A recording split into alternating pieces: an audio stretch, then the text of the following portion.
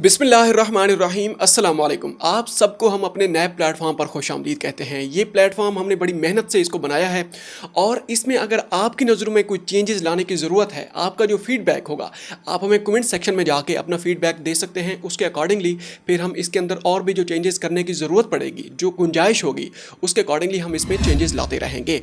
खैर, व्लॉग का बाकायदा आगाज़ करते हैं इंटरनेशनल न्यूज़ से। ईरान, इसराइल और अमेरिका की जंग बाकायदा तौर पर अब वो रीजनल जंग बनती जा रही है। पहले ईरान तक ये महदूद थी, ईरान से अब बाहर निकल चुकी है। अब इसमें चाइना इन्वॉल्व होता जा रहा है, रशिया इन्वॉल्व हो चुका है। खलीजी ममालिक का तो आप सबको पता है कि उनका क्या हशर नशर करके रख दिया है ईरान ने, क्योंकि वहाँ पे बार बार ईरान की तरफ से यही कहा जा रहा था कि हम उन ममालिक को, ये हमारे ब्रादरली मुस्लिम कंट्रीज़ हैं, उसमें मुत्तहिदा अरब अमारात है, कुवैत है, कतर है, बहरीन, सऊदी अरब, जो भी ममालिक हैं, उन्होंने कहा कि हमारी इनके साथ कोई दुश्मनी नहीं है। हाँ, जब तक यहाँ पर अमरीकी एयर बेसेस मौजूद हैं, हम इनको निशाना बनाएंगे। अच्छा, इसके ऊपर भी पाकिस्तान का एक ताज़ा तरीन बयान सामने आया, वो थोड़ी देर के बाद आपके सामने रखते हैं। उससे पहले जो रहबर आला शहीद आयतुल्लाह खामनई हैं, उनके साहबजादे Mojtaba Khamenei, Ayatollah Mojtaba Khamenei, उनका एक ताज़ा तरीन उनका बयान सामने आया, वो आपके सामने रखते हैं। उन्होंने कहा है कि आप एक सर काटें तो दूसरा सर पैदा हो जाता है। बेसिकली ऐसा होता है कि इंसर्जेंट वार, मतलब यह है कि जब मकामी लोग ही उस जंग के अंदर शामिल हो जाएं, बाहर की जो ताकतें होती हैं वो जितना ही पावरफुल क्यों ना हों, जितना ही असले के लिहाज से एडवांस क्यों ना हों, वो कभी कामयाबी नहीं हासिल कर सकती। कभी से मुराद ये है कि वो हिस्ट्री जो आप और हम सिर्फ जानते हैं, मतलब हम वियतनाम वार की बात कर लें, कोरिया वार की बात कर लें, अफगानिस्तान वार की बात कर लें, आप अंदाज़ा लगाएं अमेरिका कितना ताकतवर है, नेटो कंट्रीज़ कितना ताकतवर हैं, उन्हें वहाँ पर नाकामी हासिल हुई है। अब यह है कि ईरान के अंदर जो रिजीम चेंज है, पासदाराने इनकलाब की हुकूमत को ख़त्म करना, उस हुकूमत को गिरा देना, जो भी टैक्टिक्स अपनाए गए थे उनको नुकसान पहुँचाने के लिए, सारे के सारे नाकाम हो चुके हैं। अब कहानी ईरान से बाहर चली गई है। उसके अलावा यह है कि अबनाए हुर्मुज़ के अंदर अब कहानी उलट हो गई है। कहानी वो अपने हाथ से निकलती जा रही है, अमेरिका के हाथ से। वो मुनीर नियाज़ी का एक शेर भी है, एक और दरिया का सामना था मुनीर मुझको, मैं एक दरिया के पार उतरा तो मैंने देखा। अमेरिका, इसराइल और उसके इत्तेहादियों की हालत ज़ार के ऊपर यही एक शेर ही फिट आता है। अच्छा, उसके अलावा ये है कि ईरान ने अबनाए हुर्मुज़ से तेल गुजारने की एक नई शर्त वहाँ पर रख दी। उन्होंने कहा है कि ईरान का चीनी करेंसी में ख़रीदे गए तेल के टैंकर को रास्ता देने पर गौर है। उन्होंने कहा कि आप जो ये जो चीनी करेंसी है, जो मतलब युआंग है, आई थिंक युआंग है, उसके अंदर अगर तेल आप ट्रेड करेंगे, उन्हीं को ही सिर्फ गुजरने की इजाज़त दी जाएगी। पाकिस्तान के ऑयल टैंकर को गुजरने की इजाज़त दी गई है, तुर्की के ऑयल टैंकर को गुजरने की इजाज़त दी गई है। हालांकि पाकिस्तान चाइनीज़ करेंसी में ट्रेड नहीं करता, लेकिन पाकिस्तान और ईरान के जो रवाबित हैं वो एक्टिव हैं, वो चैनल जो हैं डिप्लोमेटिक, वो जो चैनल्स हैं वो एक्टिव हैं, इसी वजह से उनको गुजरने की इजाज़त दी गई है। उसके अलावा यह है कि महदूद तादाद में ऑयल टैंकर्स को अबनाए हुर्मुज़ से गुजरने की इजाज़त मिल सकती है। मतलब यह है कि एक मुल्क के अगर 15 ऑयल टैंकर हैं तो उसमें से सिर्फ एक को इजाज़त दी जा रही है। अब उसके अलावा ईरान ने बाकायदा तौर पर चाइना और रशिया के साथ मिलकर डॉलर को डेंट पहुंचाने की ठान ली है। डॉलर को बहुत बड़ा नुकसान पहुंचने जा रहा है, ये खासकर इस जंग के बाद। और यह है कि अरब ममालिक के ऊपर जो ताबड़तोड़ हमले किए गए, इसराइल के ऊपर जो हमले किए गए, जो अमेरिकन जो वेपनरी है, जो उसका असलहा है, खासकर उसका जो अब्राहम लिंकन उसका वो है बहरी बेड़ा ही क्यों नहीं है, उनको जिस तरह नुकसान पहुंचाया गया। बल्कि 2 दिन पहले जो हमने आपके सामने बार बार एक खबर रख रहे हैं कि अब तक कम से कम तकरीबन 6 से 7 अमरीकी तैयारे तबाह किए जा चुके हैं। और 2 दिन पहले तो इराक में 2 अमरीकी ऑयल टैंकर जो फ़ज़ा में ही एयर रिफ्यूलिंग करते हैं, उनको निशाना बनाया गया है और उसमें से एक गिरकर तबाह हो गया था, जिसमें अमले के 6 अरकान हलाक हो गए थे। और उसके बाद जो दूसरा था वो मतलब उसको काफ़ी ज़्यादा नुकसान पहुंचा, लेकिन वो लैंडिंग करने में कामयाब हो गया था। उसकी बाद में खबरें भी सामने आ रही थी, फुटेजेस भी वायरल हो रही थी, जिसमें उसकी जो दुम है उसको ज़ख्मी होते, मतलब उसको वो क्रैक वो नज़र आ रही थी। अच्छा, अब ये है कि एक सोर्स है फाइनेंशियल टाइम्स, उसने एक खबर नशर की है, वो खबर आपके सामने रखते हैं। उन्होंने कहा है कि तेहरान ने खलीजी ममालिक पर 3000 से ज़ायद मिसाइल और ड्रोन, जबकि इसराइल पर सैकड़ों हमले किए हैं। एक साबिक अमरीकी ओहदेदार ने कहा कि ईरानियों ने कम वसाइल के बावजूद जितना ज़्यादा किया है, इतना किसी और ने नहीं किया। सस्ते शाहिद ड्रोन्स ने रेडार सिस्टम्स, बंदरगाहों, फौजी अड्डों और तेल की तनसीबात को निशाना बनाने में मदद की है। अमरीकी हुकाम ने बाकायदा तौर पर एतराफ़ किया है कि हमने कतई तौर पर यह अंदाज़ा नहीं लगाया था कि वो किसी तरह रद्द अमल ज़ाहिर करेंगे। वो ये जो रद्द अमल वो दे रहे हैं वो किस तरीके का होगा, क्या होगा, किस नौइयत का होगा। उन्होंने कहा कि हमें इस चीज़ की बिल्कुल भी ईरान से तवक्को नहीं थी। जो कुछ ईरान ने अमेरिका और उसके इत्तेहादी, खासकर इसराइल और उसके जो बाकी जो इत्तेहादी हैं अरब ममालिक, उनको नुकसान पहुंचाया है। अच्छा, एक बहुत बड़ी खबर भी और सामने आई है।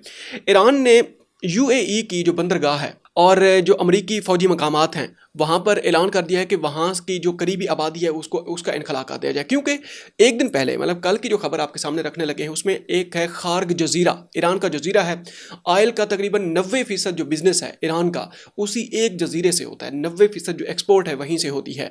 वहाँ पर ईरान ने अमेरिका ने वहाँ पर बमबारी की है, अमेरिका और इसराइल ने, और काफ़ी ज़्यादा उसको नुकसान पहुँचाया है। क्योंकि 1-2 दिन पहले जो पासदारान इनकलाब है उनने बाकायदा तौर पर ऐलान कर दिया था कि अगर आपने हमारी तेल तनसीबात को नुकसान पहुंचाया तो हम खित्ते में जो तेल की तनसीबात हैं, जो बंदरगाहें हैं, जो आपके इत्तेहादियों की बंदरगाहें ही क्यों ना हों, हम डायरेक्ट उनको निशाना बनाएंगे और वो हमारे लिए जायज़ निशाना होगा।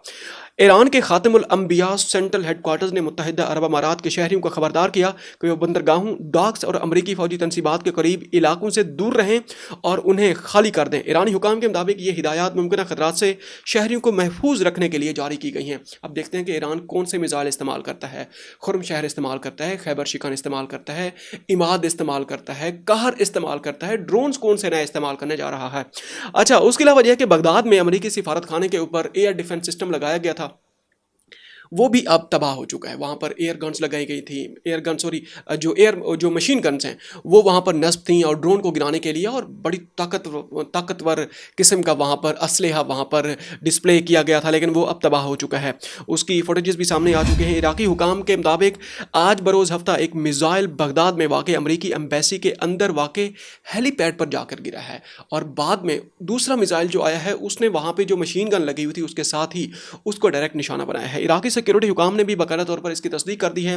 खबरसां इदारों ने बताया कि यह मिसाइल दारुल हुकूमत बगदाद के सख्त सिक्योरिटी वाले इलाके ग्रीन जोन में सिफारत खाने के अहाते के अंदर आकर गिरा। खबरसां इदारों को मिलने वाले वीडियो में हमले के बाद सिफारत खाने के अहाते में धुआं उठता हुआ दिखाई दिया।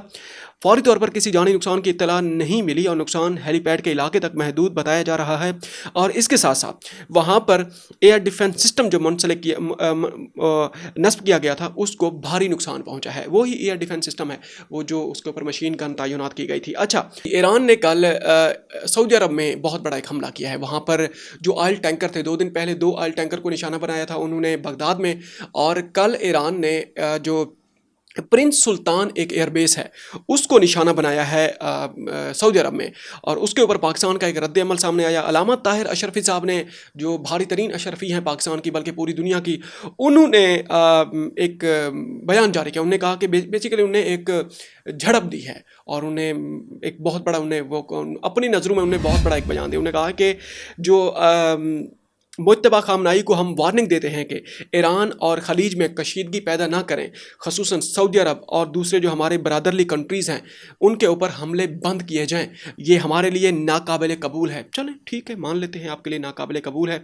इसके ऊपर राना सनाउल्लाह साहब का भी बयान सामने आया। उन्होंने कहा कि ईरान किसी सूरत मुसलमान ममालिक ख़ासतौर पर सऊदी अरब को टारगेट ना करे। ये उनकी तरफ से जनाब ये सामने आया है ये बयान। सऊदी अरब में अमरीकी फ़ौजी अड्डे के ऊपर भी हमला किया गया था। पहले भी हमने ये खबर आपके सामने रखी है, जिसमें पांच ऑयल टैंकर को निशाना बनाया गया, बड़ी कामयाबी के साथ निशाना बनाया गया। कल हमने भी इस खबर को टीवी पे कवर किया है, और इसमें न्यूयॉर्क टाइम्स है, वॉल स्ट्रीट जर्नल है, उन्होंने ही इस खबर को पहले उसकी तस्दीक की है। बाद में जो पाकिस्तानी मेन स्ट्रीम मीडिया है वो उन्हीं खबरों को सामने रखता है, उसको सोर्स बना के आपके सामने रखता है। अच्छा, उसके अलावा ये है कि जो मुफ्ती मिन्स्क हैं उनके ऊपर बड़ी तनकीद की जा रही है। हालांकि इन्हें बड़ा कहा जाता है कि इनकी बहुत बड़ी इनकी फॉलोअरशिप है, और इन्होंने अभी तक जो ईरान के ऊपर, खासकर जो मेनाब स्कूल के ऊपर जो हमला किया गया था उसके ऊपर अभी तक इनने कोई मजम्मती बयान जारी नहीं किया।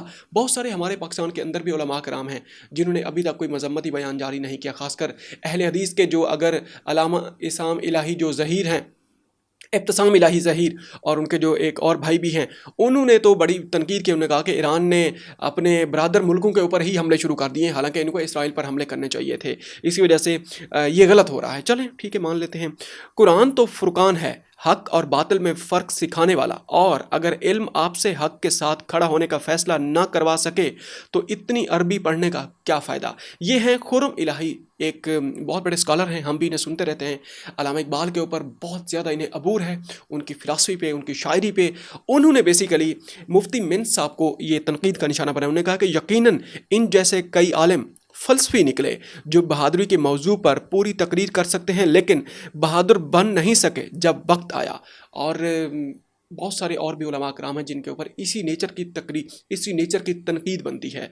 अच्छा, उसके अलावा ये है कि कल जो अमरीकी ओहदेदारान हैं, ख़ासकर जो उनके वज़ीर दिफ़ा हैं, उन्होंने कहा कि पूरी ईरानी क़यादत चूहों की तरह बिलों में घुस कर बैठी हुई है, बाहर नहीं निकल रही, वो टनल्स के अंदर बैठी हुई है। लेकिन अल-कुद्स, वो जो एक फ़लस्तीन के लिए एक दिन मुकर्रर किया जाता है, ख़ासकर ईरानी ही सारा कुछ तो वही कर रहे हैं। हम तो सुन्नी है भाई, हम तो सुन बैठे हुए हैं, हम उन्हीं की अब वो थोड़ा बहुत वो घुंघलू से मिट्टी उतारने वाली बात है, वही कुछ हम कर रहे हैं, बाकी हमारा कोई हाल नहीं है। उन्होंने अल-कुद्स के मौके के ऊपर पूरी जो ईरानी कबीना है उसको इतना बाहर निकाल दिया है। उसमें सिक्योरिटी चीफ हैं, अली लारिजानी हैं, सदर ईरान हैं, ईरान के जो उनका नाम है मसूद पज़िशकियान, सॉरी, वो भी बाहर निकले हुए दिखाई दिए। पूरी पूरी कबीना बाहर निकली हुई दिखाई दे रही थी। और उन्हें अमेरिका को चैलेंज किया कि आप देखें हमारी पूरी कबीना बाहर निकली हुई है, ज़रा इसराइल से तो पूछें उनकी कबीना कहाँ है और उनका वज़ीर आज़म कहाँ है, नेतन्याहू। ये थी अब तक की ताज़ा तरीन जो डेवलपमेंट्स थी, हमने आपके सामने रखी हैं। उम्मीद है कि आपको हमारा जो नया सेटअप है वो भी पसंद आएगा, हमारा नया स्टाइल आपको पसंद आएगा।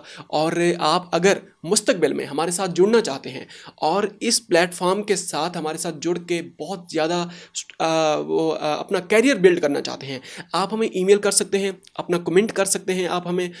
और उसके अलावा ये है कि हम इस प्लेटफॉर्म को, ये दूसरी हमारी स्टेज है, इसको हम फिर तीसरी और चौथी स्टेज के ऊपर भी ले जाने वाले हैं। इसीलिए आपसे हम कहते हैं कि आपने स्टे ट्यून। अब तक के लिए इतना ही। अस्सलाम वालेकुम।